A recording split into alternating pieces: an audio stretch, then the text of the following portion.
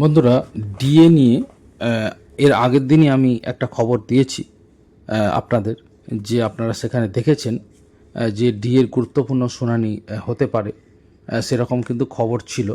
তো অল্প শুনানি কিন্তু হয়েছে এবং পরবর্তী শুনানি কবে হবে সব কিছু কিন্তু আমি আমার এই ভিডিওর মাধ্যমে জানিয়ে দেব। আপনারা অবশ্যই ভিডিওটা শেষ পর্যন্ত দেখতে থাকুন।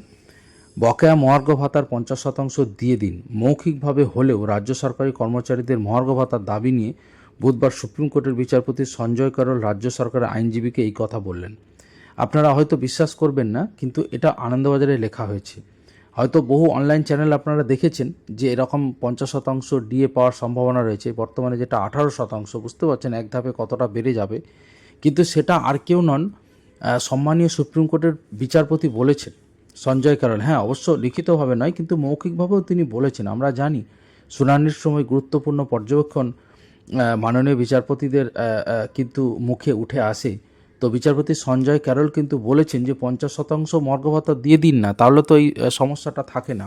বা এই যে এত কি বলবো, কোর্ট কেস এবং হিয়ারিং, তারপরে হিয়ারিং আবার কি হয় এরকম একটা পরিস্থিতি বা আন্দোলন, রাজ্য সরকারি কর্মচারীরা আন্দোলন করছেন রাজ্য সরকারের বিরুদ্ধে, কি বলবো, কর্মচারী মহলে বা একটা যে কাজের পরিবেশ, সেই পরিবেশে তো নষ্ট হচ্ছে। তো সেখানে রাজ্য সরকারের উকিলকে উদ্দেশ্য করে কিন্তু সঞ্জয় কারল অত্যন্ত তাৎপর্যপূর্ণ এই মন্তব্য করেছেন। এটা থেকে আগামী দিনে রায় কী হবে সেটা ধরে নেওয়া নিশ্চয়ই যায় না, কিন্তু কিছুটা হলেও অনুধাবন করা যায় যে আগামী দিনে কি হতে চলেছে।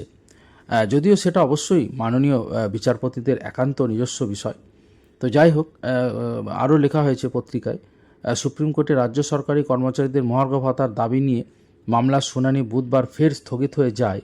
শুক্রবার শুনানি হবে, অর্থাৎ মাত্র আর একটা দিন পরেই কিন্তু শুনানি। শুক্রবার শুনানি হবে, এ কথা কিন্তু আনন্দবাজারে লেখা হয়েছে।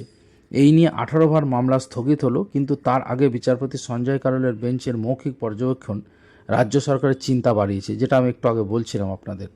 রাজ্যের আইনজীবী হুজেফা আহমদি এই কথা শোনার পরেই জানান, রাজ্যের ঘাড়ে বিরাট আর্থিক বোঝা চাপবে। এত বকেয়া অর্থ দিতে হলে রাজ্যের কোষাগারের পক্ষে বিরাট সমস্যা হয়ে উঠবে।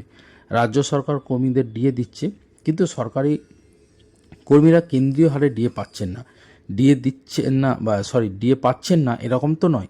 এ বিষয়ে রাজ্যের প্রধান আইনজীবী অভিষেক মনু সিংভি অন্য মামলায় ব্যস্ত বলে তিনি শুনানি পিছিয়ে দেওয়ার অনুরোধ করেন, কিন্তু তাতে বিভিন্ন পক্ষের কর্মচারী সংগঠনের পক্ষে আইনজীবী বিকাশ রঞ্জন ভট্টাচার্য, বিক্রম বন্দ্যোপাধ্যায়, PS পাটোয়ালিয়ারা কিন্তু প্রবল আপত্তি করেন। মানে তারা আর মামলাটা পিছিয়ে দেওয়ার জন্য কিন্তু প্রবল আপত্তি করেন।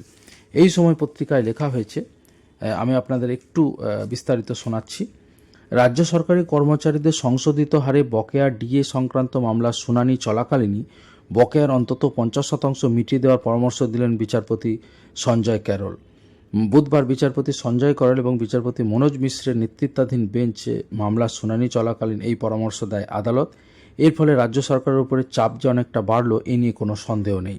এদিন অভিষেক মনু সিংভি অনুপস্থিত থাকায় তার বদলে রাজ্যের হয়ে সওয়াল করেন আইনজীবী হুফেজা আহমেদি। এদিন মামলায় পূর্ণাঙ্গ শুনানি হয়নি, ফলে এ নিয়ে শীর্ষ কোর্টে ডিএ মামলা 18 বার পিছিয়ে গেল।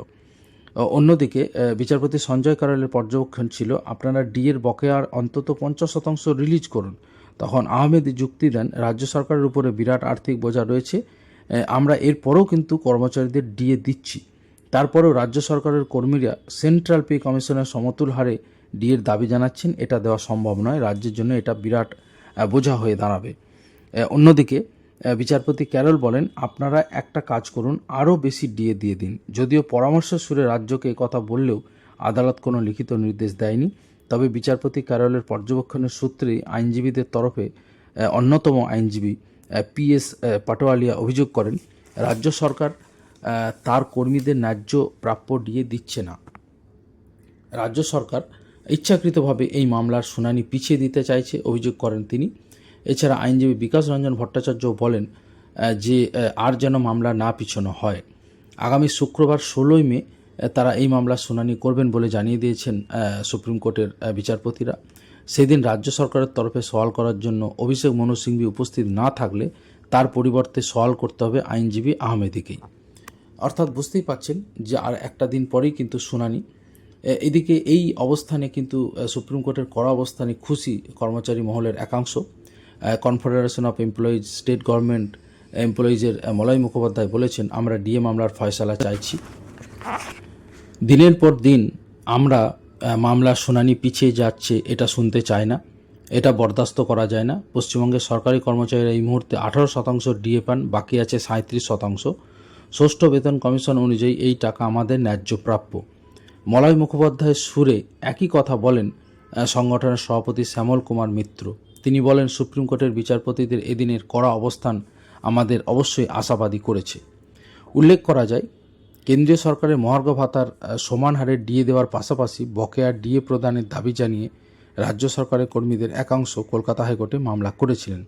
কলকাতা হাইকোর্ট 2020 20 মে রাজ্য সরকারকে নির্দেশ দেয়, কেন্দ্রীয় সরকারের সমান হারে রাজ্য সরকারের কর্মীদেরও ডিএ দিতে হবে। হাইকোর্টের এই নির্দেশকে চ্যালেঞ্জ করে সুপ্রিম কোর্টে পাল্টা মামলা করে রাজ্য। 2022-এর 3 নভেম্বর দায়ের হয় মামলা। প্রথম শুনানি হয় 2022-এর 28 নভেম্বর। এরপরে বারবার ডিএ মামলার শুনানি পিছিয়ে গিয়েছে বিভিন্ন কারণে। কখনো রাজ্য সরকারের আইনজীবীর সমস্যা, কখনো বিচারপতিদের অনুপস্থিতির জন্য বারবারই তারিখ পে তারিখ পর্যায়ে চলে গিয়েছে ডিএ মামলার শুনানি, সুপ্রিম কোর্টের শুনানি। এরই মাঝে বাংলার মুখ্যমন্ত্রী মমতা বন্দ্যোপাধ্যায় সরকারি কর্মচারীদের জন্য কয়েক দফায় বাড়তি ডিএর ঘোষণা করেছেন। আপাতত 18% ডিএ পাচ্ছেন রাজ্য সরকারি কর্মচারীরা। তারপরেও কেন্দ্রীয় হারের সঙ্গে রাজ্য সরকারের দেওয়া মহার্ঘ ভাতার হারের পার্থক্য থেকে গিয়েছে। এই পরিস্থিতিতে দেশের শীর্ষ আদালত শুক্রবার কী অবস্থান করে সেদিকেই এখন তাকিয়ে রাজ্য সরকারি কর্মীদের একটা বড় অংশ। তো আমি আপনাদেরও অনুরোধ করব, আমার চ্যানেলের প্রতি আপনারা অবশ্যই নজর রাখুন। যারা চ্যানেলটা সাবস্ক্রাইব করেননি এখনও, তারা অবশ্যই চ্যানেলটা সাবস্ক্রাইব করে দিন।